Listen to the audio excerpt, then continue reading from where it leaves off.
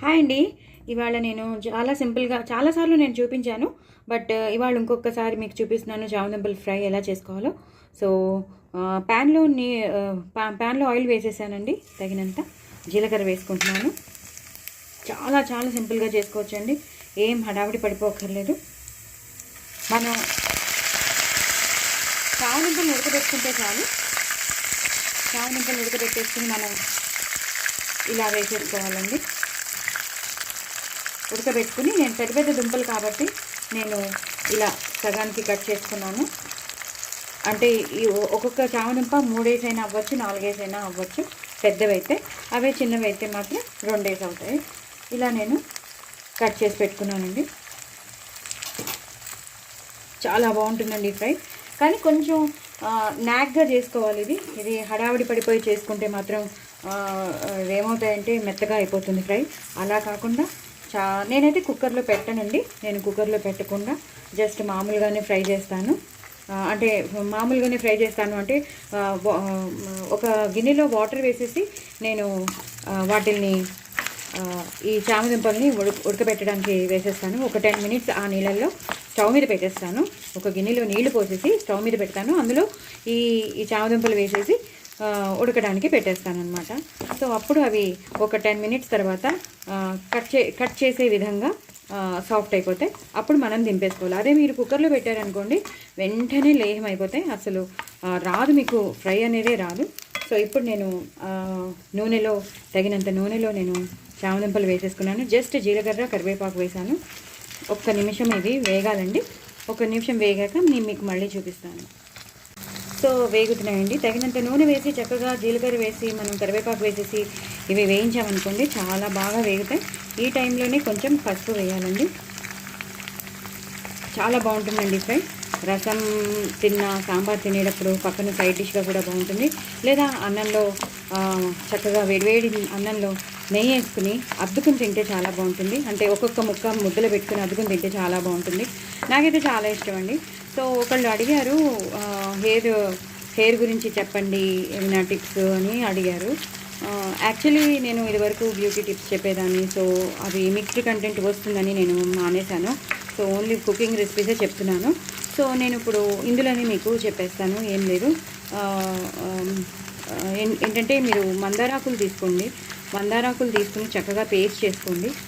ఆ పేస్ట్ని మీరు అందులో కొంచెం పెరుగు వేసి నిమ్మకాయ వేసి ఆ పేస్ట్ని మీరు తలకి పట్టించండి. చాలా చాలా బాగా స్మూత్గా అవుతుంది. ప్లస్ విరివిగా పెరుగుతుంది. జుట్టు అనేది థిక్నెస్ బౌన్సీగా అవుతుంది. అలాగే నూనె ఉంటుంది కదా, మనం కొబ్బరి నూనె కానీ ఏ నూనె అయినా సరే ఒకవేళ మీ ఇంట్లో 2 కైండ్స్ ఆఫ్ ఆయిల్స్ ఏమైనా ఉంటే బాదాం ఆయిల్ కానీ క్యాస్టర్ ఆయిల్ కానీ ఏ నూనె ఉన్నా సరే ఒక క్యాస్టర్ ఆయిల్లో కొంచెం కొబ్బరి నూనె ఈ రెండిట్లో మనం కొంచెం నూనె కొంచెం స్టవ్ మీద పెట్టేసి వేడెక్కాక మనం కరివేపాకు, అలాగే మెంతులు, మందార పువ్వులు, మందార ఆకులు, ఉల్లిపాయ రేకులు ఇవన్నీ కలిపేసి బాగా మరగనివ్వాలండి. మన ఇంట్లో అంటే ఇలాంటివి కరివేపాకు కానీ మందార ఆకులు కానీ మందార పువ్వులు మనం దేవుడికి పెట్టాక అవి వాడిపోయిన పడేస్తాం కదా, అలా పడేయకుండా ఆ పువ్వుల్ని మనం ఇలాగా వాడుకోవచ్చు. అలాగే ఉల్లిపాయ రేకులు చాలామంది పడేస్తారు. ఉల్లిపాయ రేకుల్ని కూడా మనం ఇలాగా వాడుకోవచ్చు అండి. సో అప్పుడు మీరు ఇలా చేస్తే మాత్రం రెగ్యులర్గా మీరు వీక్లీ ట్రైస్ చేస్తూ ఉంటే మనకి జుట్టు ఊడిపోవడం అనేది తగ్గిపోతుంది. హెయిర్ ఫాల్ అనేది తగ్గిపోతుంది. చాలా మంచిగా పెరుగుతుంది. కనీసం స్ట్రాంగ్గా ఉంటుంది. ఎక్కువ ఊడదు, బౌన్సీగా తయారవుతుంది. సో ఈ టిప్ పాటించండి. నన్ను ఎవరో అడిగారు, సో నేను వాళ్ళ గురించి చెప్పాను. సో ఇవి బాగా వేగుతున్నాయండి. ఇంకొకసారి బాగా వేగాలి. వేగాక మనం ఉప్పు కారం చల్లేయడమే. చాలా చాలా టేస్టీగా ఉంటుంది. దయచేసి మీరందరూ నా ఛానల్ని సబ్స్క్రైబ్ చేయండి ప్లీజ్ ప్లీజ్ ప్లీజ్. నేను 1000 సబ్స్క్రైబర్స్కి దగ్గరలో ఉన్నాను. 1000 అవ్వాలి నాకు. సో 1000 సబ్స్క్రైబర్స్ ఎప్పుడు అవుతారా అని చూస్తున్నాను. సో మీరందరూ నా ఫ్యామిలీ మెంబర్స్, నా ఫ్రెండ్స్ కాబట్టి మీరందరూ సపోర్ట్ చేస్తారని అనుకుంటున్నానండి. ప్లీజ్ నా ఛానల్ని సపోర్ట్ చేయండి, సబ్స్క్రైబ్ చేసుకోండి, నలుగురికి చెప్పండి. Please do like, share and subscribe. నా ఛానల్ని ప్రమోట్ చేయండి. సో అప్పుడే నా ఛానల్ విత్ స్టాండ్ అవుతుంది. సో మీరందరూ చేస్తారని అనుకుంటున్నాను. సో మీరందరూ చేసి నా కౌంట్ పెంచుతారని అనుకుంటున్నాను. సబ్స్క్రైబర్స్ కౌంట్ పెంచుతారని అనుకుంటున్నాను. సో ఇంకా కొంచెం వేగాలండి. వేగాక మనం ఉప్పు కారం వేసేయడమే. సో ఒక 5 మినిట్స్ ఆగుతానండి సిమ్లో పెట్టి. నేను మళ్ళీ మీకు చూపిస్తాను. సో ఇలా ఎంత క్రిస్పీగా వేగిపోయాయో మీకు కనిపిస్తున్నట్టుందండి. చాలా క్రిస్పీగా వేగిపోయాయి, గల్ గల్ అంటున్నాయి. ఈ టైంలోనే మనం ఉప్పు వేసేసుకోవాలండి. ఇది పెద్ద స్పూన్ కాబట్టి నేను తగినంత తీసుకున్నాను, ఇంత పట్టదు బట్ వేసాను, ఇంకొంచెం ఉంచేసానండి. ఇది సరిపోతుంది, ఈ మాత్రం ముక్కలకి పట్టేస్తుంది. సో మొత్తం అంతా ఉప్పు అంతా ముక్కలకి పట్టేటట్టు చాలా ఎంత క్రిస్పీగా వేగాయో మీకు తెలుస్తుంది. ఒక్కొక్క ముక్క వెనకాల ఇలా రెడ్గా అవుతున్నాయి చూసారా, అవి వేగిపోయినట్టు లెక్క. అదే మీరు కుక్కర్లో పెట్టుకుంటే ఇలా రావండి, మొత్తం అంతా మ్యాష్ అయిపోతుంది, కూర అంతా ముద్దగా అయిపోతుంది, అస్సలు బాగోదు.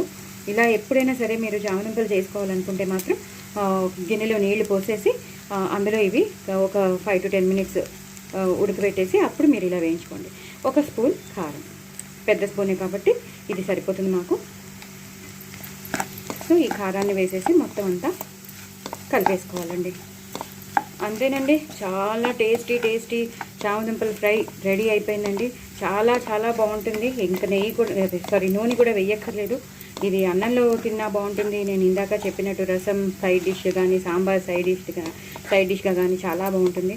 సో మీరందరూ తప్పకుండా ట్రై చేయండి, నా ఛానల్ని సపోర్ట్ చేయండి, అలాగే నా ఛానల్ని సబ్స్క్రైబ్ చేసుకోండి ప్లీజ్. నేను 1000 సబ్స్క్రైబర్స్కి దగ్గరలో ఉన్నాను, దయచేసి అయ్యేటట్టు చూడండి ప్లీజ్. ఇది మొత్తం అంతా కారం అంతా ఉప్పు అంతా పట్టేసింది, చాలా టేస్టీగా ఉంటుంది. చూసారా ఎంత బాగుందో, మీకు కనిపిస్తున్నా నేను ఇలా వేస్తున్నాను, నేను ఒక చేత్తో పట్టుకుని చేస్తున్నాను కదండి, మీకు కనిపిస్తుంది. చాలా చాలా టేస్టీగా ఉంటుందండి, నిజం చెప్తున్నాను, చాలా టేస్టీగా ఉంటాయి. చామదుంపల ఫ్రై మాత్రం చాలా బాగుంటుంది.